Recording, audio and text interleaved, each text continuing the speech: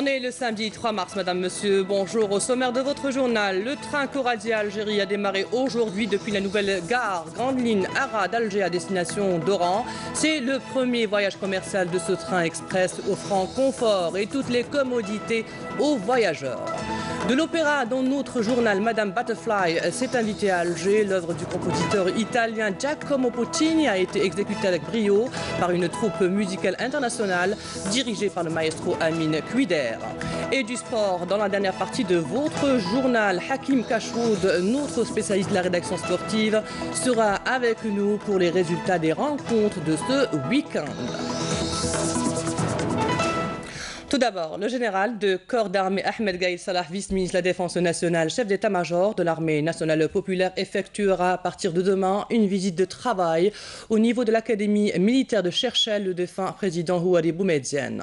Cette visite sera une occasion durant laquelle le général de corps d'armée aura évalué le degré d'application des programmes de formation au niveau de l'académie et tenir une rencontre d'orientation avec les cadres et les élèves officiers de ce prestigieux établissement de formation. Flambant neuf, la mise en service commercial du premier train Coradia, c'est pour aujourd'hui. Fraîchement inauguré hier, ce train va relier Alger à Oran à raison d'une desserte par jour d'une durée de 4 heures. 2000 dinars est le prix du ticket pour la première classe avec un repas offert, alors qu'il sera de 1700 dinars pour la deuxième classe avec également un repas offert. D'autres destinations seront également desservies. Regardez ce reportage de Amal Bouarba. C'est fait, le premier train Coradia Al-Jazair est opérationnel à partir d'aujourd'hui. Ce train express qui roule à une vitesse de 160 km/h effectue son premier voyage à destination d'Oran. Un voyage qui devra durer 4 heures. Ce train grande ligne bénéficie d'une haute technologie et de toutes les commodités, alliant modernité et confort. Il faut savoir que cette mise en service commerciale a été précédée par des essais techniques qui se sont déroulés tout au long du mois de février. C'est un train polyvalent qui assure une traction électrique, une traction diesel, avec un nouveau service, du nouveau personnel, donc on a créé de l'emploi. Le tarif c'est 2000 dinars pour la première classe avec un repas offert et 1700 deuxième classe avec un repas offert. Ces autorails express relieront plusieurs villes, notamment Annaba, Constantine et Bchar. Les destinations futures, on a promis à beaucoup de wilayas, notamment les wilayas du Sud, parce que je ne vous cache pas que le train il a été dimensionné et fait en collaboration avec le constructeur Alstom pour qu'il soit adapté à l'environnement du Sud. Donc il y a le phénomène de pénétration du sable, il y a le phénomène de la climatisation, il y a beaucoup d'aspects qui sont liés à la région du Sud, d'où la nécessité d'aller un petit peu, d'offrir un petit peu de la clientèle du Sud d'Algérie, de trains de cette nature, de ce type, Inch'Allah. Ça sera dans les futures relations entre Oran et Bchar. C'est un service jour, en plus du service de nuit que nous sommes en train d'assurer jusqu'à présent. Adaptés aux personnes à mobilité réduite, ces autorails express disposent d'une capacité de 254 passagers. En tout et pour tout, 17 trains Coradia ont été acquis par la Société nationale des transports ferroviaires, la SNTF. Actuellement, 2 autorails express ont été réceptionnés. Le troisième sera débarqué au port d'Alger ce lundi. Restons avec le transport et changeons juste de moyens pour nous intéresser au bus de Letuza. Un relooking est prévu dans un premier temps pour un tiers de son parc qui compte 426 bus. Ce relooking qui sera opéré à l'atelier Ahmed Renbouj à Alger sera mené par une équipe technique de haute performance. Regardez ce reportage de Youssef Mehdi, lecture de Camélia Melal. Letuza fait peau neuve en optant pour la modernisation et la réhabilitation de son parc de bus. Nous avons mis en place un programme spécial cette année afin de maintenir une centaine de bus dont 60 sont à l'arrêt et 40 autres sont en cours de réparation. Ce programme de maintenance régulier et continu permettra à coup sûr de donner un nouveau look au bus de Letuza, de quoi assurer un service de qualité pour les usagers. Près de 10 milliards de centimes ont été alloués à cette opération de réhabilitation. Cette même opération prendra en compte l'embellissement de la façade des bus, mais aussi le nettoyage de l'intérieur. Donc, bien sûr. L'État a mis à notre disposition ces bus, à notre tour maintenant de les préserver et les garder en bon état. C'est à nous de garder ces bus propres. Tout comme nous préservons nos biens particuliers, nous devons préserver les biens communs. C'est un acte de civisme que nous devons avoir au quotidien. Une autre bonne nouvelle pour les citoyens, 10 nouveaux bus de fabrication 100% algérienne seront mis en circulation prochainement. Habitat, le ministre de l'Habitat, de l'Urbanisme et de la Ville Al-Wahid Temar est à Oran en visite de travail où il va procéder à la distribution de 1530 logements, tout type confondus, dans cette wilaya de l'ouest du pays. Allons à présent dans la zone industrielle de Bourj Bouarerij pour nous intéresser à une société publique spécialisée depuis déjà 30 ans dans la fabrication des tubes et matériels d'irrigation. Celle-ci vient de bénéficier d'une enveloppe financière conséquente qui va lui permettre de moderniser et de rénover ses équipements. Voici le reportage de Rabah Madawi, lecture de Camélia Melal. Il s'agit là d'une des sociétés publiques actives encore dans la zone industrielle de Bourj Bouarerij et qui s'est spécialisée dans la fabrication des tubes et matériels d'irrigation. Avec 30 ans d'expérience, elle veille à offrir un produit de qualité avec des matériaux de choix. Aujourd'hui, cette société publique a bénéficié d'une enveloppe financière de 49 milliards de centimes dans le cadre du plan de développement afin de moderniser et de rénover ses équipements. عندنا اكوبلمون دو تيوب ناكوبليو تاعو عندنا كوكيروتين ونصعوا التيوب هنايا لو كونترول تاع لو سوداج سو في او بون ديسي لا ديرنيير اوبيراسيون بار هيدروستاتيك الو اقتنينا دي تورا كوموند نيميريك دي روبوفيل لصناعه القوالب والليمول ولي زوتي دو بريس فريزازا كوموند نيميريك بوانسونيوز كوموند نيميريك دي بريس هذا كل يصب في اطار تنويع الزياده في الانتاج والنوعيه. À l'heure actuelle, l'unité n'est qu'à 50% de sa capacité de production en raison de la forte concurrence sur le marché et à la hausse des prix de la matière première.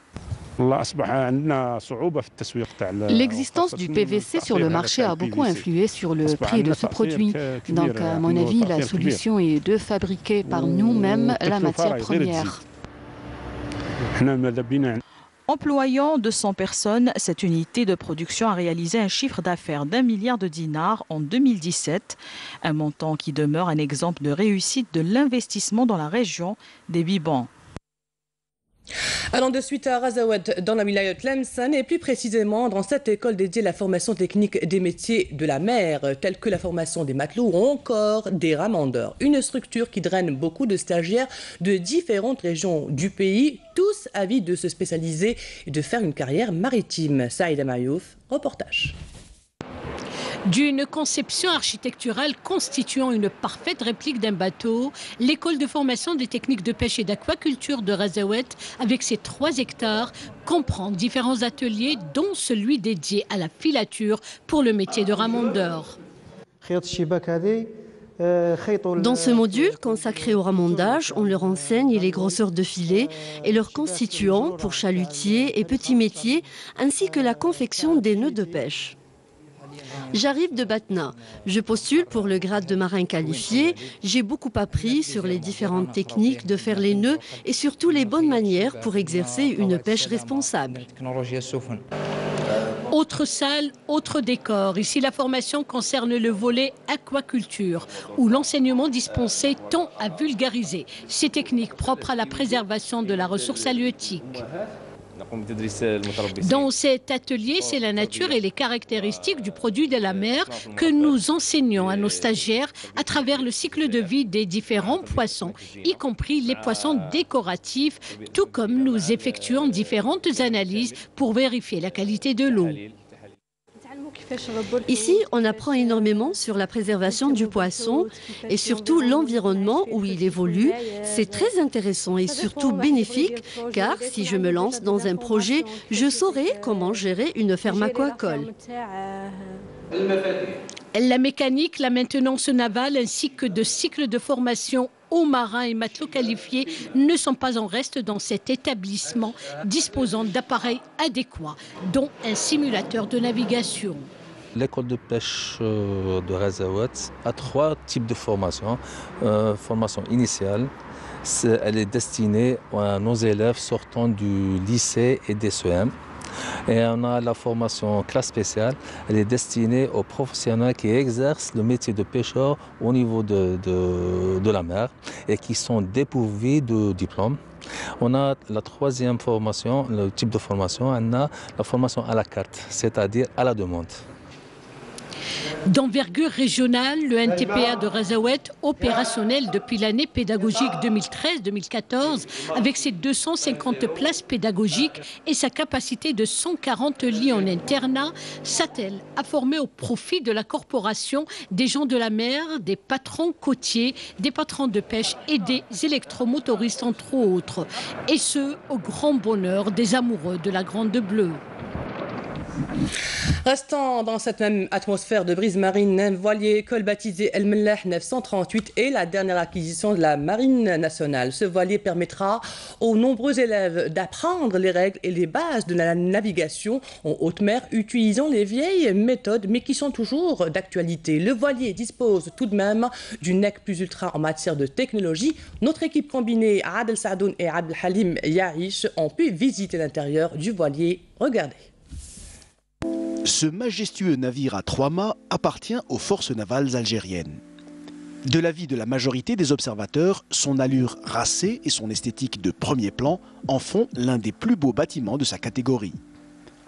Ce voilier école a été acquis par le haut commandement de l'armée nationale populaire pour la formation des cadres et des officiers. Son nom, El Mellah, signifie le navigateur. À bord, différents stages de formation sont dispensés et on y apprend les techniques de navigation anciennes et nouvelles. Ce voilier école est doté de toutes les commodités et moyens techniques et didactiques pour assurer une formation de qualité qui répond aux normes et standards internationaux pour tout ce qui a trait à la navigation maritime. Les grandes nations maritimes disposent de ce genre d'outils pour la formation de leurs équipages, que ce soit les marines militaires ou civiles. Donc ils disposent de ce genre d'outils qui s'apparaît très important pour la formation des marins. Donc l'Algérie, alhamdoulilah, vient de rejoindre le cercle très fermé de ces nations donc, pour former l'élite future des forces navales. L'élite des forces navales algériennes disposera donc d'un voilier école à la pointe de la technologie et aux caractéristiques impressionnantes. Il permet d'accueillir dans des conditions optimales 120 élèves officiers, en plus des membres d'équipage. De plus, il dispose de moyens techniques modernes et efficaces pour produire et gérer les besoins énergétiques. Nous venons d'achever un cours de formation générale concernant les caractéristiques techniques du voilier école El Mellah. Le voilier école El Mellah est un voilier à 3 mâts, de longueur de 110 mètres, déplacement 3200 tonnes, de tirant d'eau de 5,75 mètres. La hauteur des mâts est de 54 mètres. La surface des voiles, la voilure ou la surface des voiles est de 3200 mètres carrés. Nous avons 2 vitesses caractéristiques. Une vitesse sous voile de 17 nœuds à des conditions météorologiques 6 Beaufort et une vitesse sous propulsion mécanique de 12 nœuds dans des conditions météorologiques de 3 Beaufort. Nous avons un moteur de propulsion de type MTU d'une puissance nominale de 1320 kW. Nous avons aussi pour la production et la distribution d'une énergie électrique 2 diesel générateurs de 620 kW chacune. À bord du voilier école El Mellah, le travail est très physique et nécessite d'être en excellente forme pour manœuvrer les voiles et les cordages. Les élèves officiers devront aussi apprendre à se positionner et à tracer un cap avec boussole, carte et compas. Des compétences qui s'avèrent nécessaires pour une armée professionnelle efficace et aguerrie. Très belle acquisition. L'actualité à l'étranger, l'attaque meurtrière perpétrée hier dans la capitale du Burkina Faso, toujours pas revendiquée. Les autorités burkinabées tentent d'établir qui était à l'origine de la double attaque contre l'ambassade de France et l'état-major des forces armées du Burkina Faso, qui a fait une trentaine de morts. L'Union africaine a vivement condamné cet attentat et a exprimé sa solidarité envers le peuple et le gouvernement du Burkina Faso dans ces circonstances difficiles. Pour sa part, le secrétaire général des Nations Unies, Antonio Guterres, a vivement condamné ces attaques qui ont ciblé Ouagadougou. Du sport à présent avec nous, notre spécialiste de la rédaction Canal Algérie, Hakim Kachroud. Hakim, bonjour. Bonjour Fela, bonjour à toutes et à tous. Et on démarre avec la Coupe d'Algérie et les quarts de finale. Disputés hier, 2 matchs étaient au programme. Hakim. Et oui, avec cette surprise et la qualification historique du club du CR Chabab Riadi de Zaouia du côté de Blida, qui se sont brillamment qualifiés aux dépens du club de la Ligue 2, l'AS Lila, après leur victoire 2-1 dans un match très disputé. Pourtant, c'est l'AS Lila qui avait commencé par ouvrir la marque dans ce match à la 47e minute de jeu et réaction très rapide. C'était sur penalty grâce à leur joueur transformé Benaroussi, et Zaouia va égaliser, et quelle manière, d'une petite bicyclette. Très belle égalisation pour cette petite formation de la régionale 1 5e division, et qui va durant les prolongations inscrire un deuxième but synonyme de qualification aux demi-finales historique pour cette équipe qui n'a jamais dans son histoire atteint ces demi-finales. L'autre quart de finale, c'est le Mouloudia d'Alger qui s'est imposé dans le temps imparti, 90 minutes sur le score de 2-0 grâce aux deux centraux, à savoir Azi 22e et Mebarakou 75e face au Mob de Béjaïa, et c'est le Mouloudia d'Alger qui rejoint donc Zaouia pour les demi-finales. En attendant les deux autres quarts de finale, à savoir celui qui va opposer cet après-midi l'USM Balabès à la GS Saoura, ce sera à partir de 16h en direct sur la chaîne A3 et sur Canal Algérie, et puis l'autre rencontre qui a été reportée à une date ultérieure, celle qui devra opposer la GS Kabylie à l'USM Blida.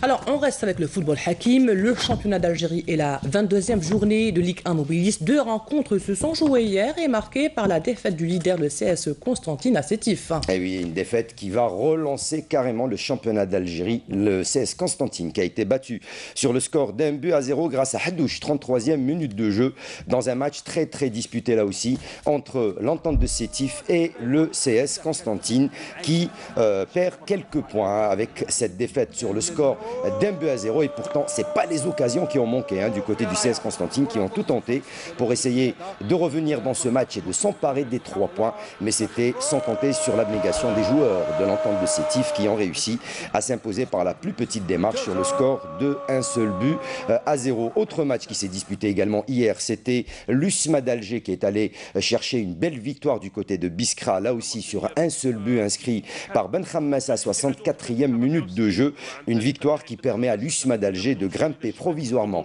sur le podium, 3e place avec 35 points, et donc va attendre le reste de ces matchs en retard qui se disputeront dans les semaines à venir, en raison bien sûr, vous le savez, de la participation des 4 clubs algériens aux 2 compétitions continentales, à savoir la Ligue des champions africaine avec l'Entente de Sétif et le Mouloudia d'Alger, et la Coupe de la Confédération africaine, le Chabab Riadi de Belouizdad et l'USMA d'Alger. Jeudi, en ouverture de cette 22e journée, le Chabab Riadi de Belouizdad, quant à lui, a été tenu en échec à domicile sur le score de 0 partout par l'Olympique de Médéa. Au classement, le CSC reste en tête avec 42 points.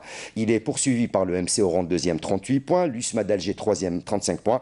Et puis au bas du classement, c'est toujours la lanterne rouge, l'USM Blida, qui est bon dernier, 16e, avec seulement 15 points. On change de sport avec le volleyball. Chez les dames, on a joué pour le compte des quarts de finale, et c'était hier, Hakim. Et il y avait 4 matchs hier à suivre. Le Wydad de Tlemcen, pour sa part, a été battu par l'ASW Béjaïa sur le score de 3-7-0, et Béjaïa qui se qualifie. Le groupement sportif des pétroliers se sont imposés facilement devant Benaknoun 3-7-0. Le NC Béjaïa a battu le RC Béjaïa 3-7-2, le match le plus disputé dans ces quarts de finale, et le NR Chlef s'est imposé devant le Wydad de Béjaïa sur le score de 3-7-0. Donc, on rappelle, Béjaïa, groupement sportif des pétroliers, NC Béjaïa et le NR Chlef sont en demi-finale de cette Coupe d'Algérie chez les dames. Changeons de discipline. Hier a débuté la Coupe d'Algérie de rafle, un sport ancestral qui attire de plus en plus d'adeptes et où l'Algérie reste parmi les meilleures nations sur le continent africain. Yazid Aït Mahieddine, notre journaliste, s'est rapproché des participants à cette Coupe d'Algérie. Regardez. L'une des plus anciennes disciplines sportives au monde, le rafle, a achalandé ses coupes. La 28e édition de la Coupe d'Algérie organisée par la Fédération algérienne du billard et du rafle vise la préparation des compétitions africaines et méditerranéennes. C'est vrai, c'est un grand événement, c'est la réalisation de la Coupe d'Algérie, la 28e édition de la Coupe d'Algérie en rafle. Dames et hommes. Il y a beaucoup de stages que la fédération organise. Les équipes sont conscientes qu'on a des échéances très importantes cette année, notamment les Jeux méditerranéens qui vont se dérouler en Espagne, Tarragone. Et c'est une échéance très importante, c'est un grand objectif pour la fédération. Grâce à notre assiduité et aussi un travail, un dossier très consistant qu'on a présenté à l'UCSA, à l'ACNOA et au COJAJ, le comité d'organisation des Jeux africains de la jeunesse à Alger. On a pu donc intégrer avec 5 spécialités cette discipline. L'Algérie, qui est bien sûr le leader de la Rafa Volo en Afrique, va sûrement être aux plus hautes marches du podium. Avec beaucoup de concentration et d'adresse, les athlètes venus des 4 coins du pays ont pris d'assaut les moquettes de la salle omnisport Shahid Bouhadja de Ouled Chebel. Ça a été toujours une concurrence, c'est-à-dire avec un niveau élevé par rapport aux tournois nationaux, c'est-à-dire dans le calendrier annuel. La Coupe d'Algérie a toujours eu une influence positive sur le niveau des clubs et des wilayas participantes dans les différentes éditions de la Coupe d'Algérie. جينا باش نشاركوا في هذه الدورة لا كوب دالجيري بون فاتت بيان استقبلنا الحمد لله يا ربي لا بروميير بارتي فاتت 11-4 وان شاء الله باقينا دوزيام بارتي وان شاء الله بنجيبوا نتيجة بيان. Il y a une concurrence vraiment intense. Il y a des triplettes vraiment très très fortes. Il y a plein d'athlètes de l'équipe nationale qui se préparent pour les Jeux méditerranéens. Et j'espère que le meilleur gagne. Les 18 triplettes garçons, les 8 triplettes filles ont développé un jeu plein de maîtrise et de panache. Les jeunes athlètes de Wydad Argoub réclament une salle couverte pour la pratique du sport. Il y a eu un bon accueil, une bonne organisation et un arbitrage parfait. Concernant Wydad Argoub, on n'a pas une salle couverte pour la pratique de ce sport. تربويه ولكن غير مستغله ماذا بينا ان شاء الله ينظروا لها التفات السلطات المحليه وبارك الله فيكم.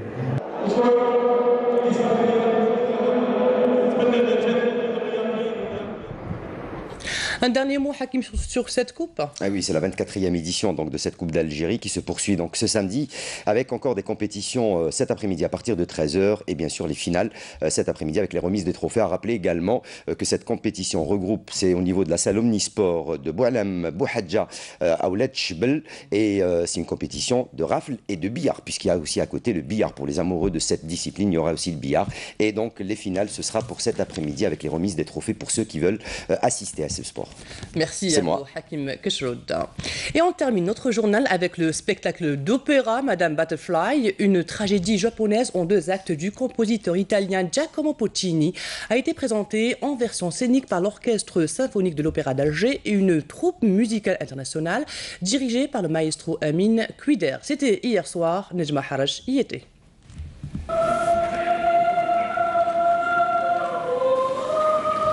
Madame Butterfly, une tragédie japonaise de Puccini, interprétée par une troupe internationale et accompagnée par l'Orchestre symphonique de l'Opéra d'Alger sous la houlette du maestro Amin Kouider.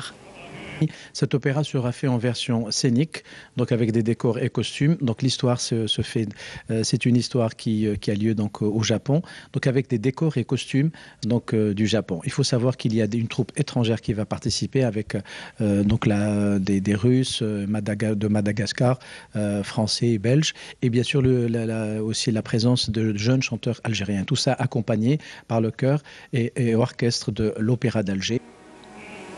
Les événements de l'histoire datent de 1904, lorsqu'un officier américain de passage à Nagasaki épouse Madame Butterfly, qui sera reniée par sa famille le jour de la cérémonie du mariage. Donc je fais le rôle de Suzuki, c'est la servante de Butterfly, la femme qui est restée fidèle à elle, même quand sa famille l'a reniée.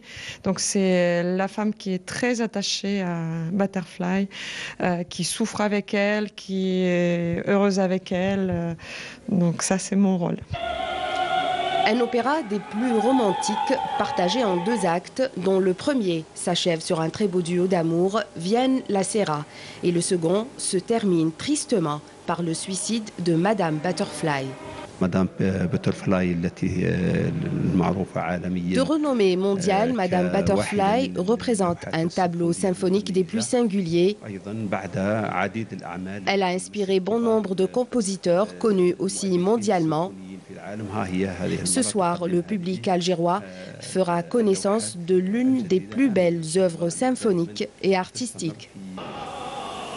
Madame Butterfly se reproduit encore ce soir à l'Opéra d'Alger Boualem Bessayah à partir de 19h.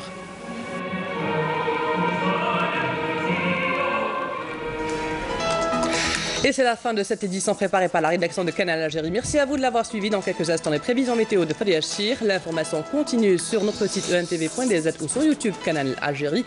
Bonne semaine, au revoir.